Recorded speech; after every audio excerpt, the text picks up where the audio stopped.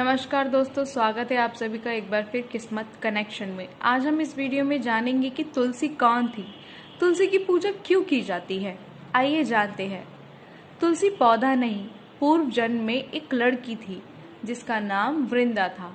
राक्षस कुल में उसका जन्म हुआ था। बचपन से ही भगवान विष्णु की बड़ी भक्त रही, बड़े ही प्रेम से भगवान की पूजा अर्चना किया करती थी।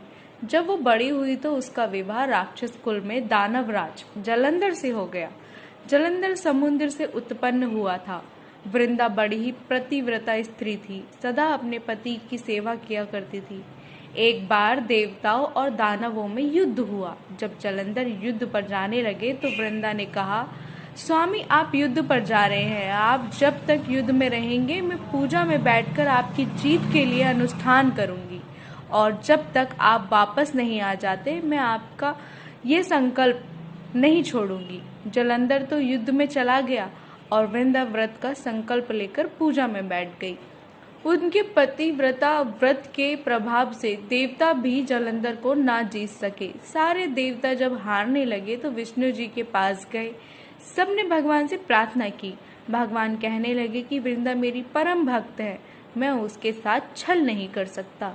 फिर देवता बोले, हे भगवान, दूसरा कोई उपाय भी नहीं है, अब आप ही हमारी मदद कर सकते हैं। भगवान ने जलंधर का ही रूप रखा और वृंदा के महल पहुंच गए।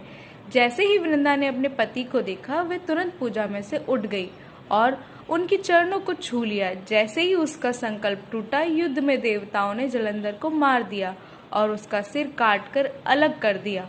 उसका सिर वृंदा के महल में गिरा। जब वृंदा ने देखा कि मेरे पति का सिर तो कटा पड़ा है, तो फिर ये जो मेरे सामने खड़ा है ये कौन है?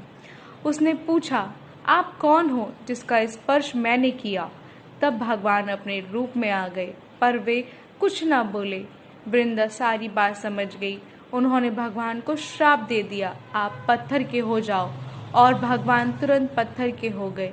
सभी देवता हाहाकार करने लगे। लक्ष्मी जी रोने लगी और प्रार्थना करने लगी, हे वृंदा, भगवान को वापस वैसा ही कर दो जैसे वो पहले थे। और अपने पति का सिर लेकर वे सती हो गई। उसकी राख से एक पौधा निकला। तब भगवान विष्णु जी ने कहा, आज से इनका नाम तुलसी है और मेरा एक रूप इस पत्थर के रूप में रहेगा, जिसे शालिग्राम के नाम से तुलसी जी के साथ ही पूजा जाएगा, और मैं बिना तुलसी जी के भोग स्वीकार नहीं करूंगा। तब से तुलसी जी की पूजा सभी करने लगे और तुलसी जी का विवाह शालिग्राम जी के साथ कार्तिक मास में किया जाता है।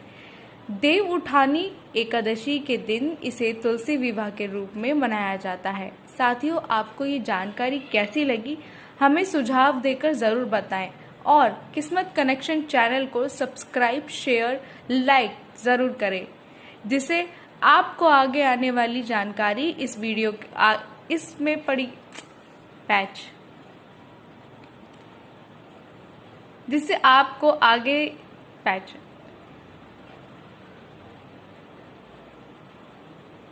सर मैं ये इतना ही कर रही हूँ, यहीं पे कर रही हूँ।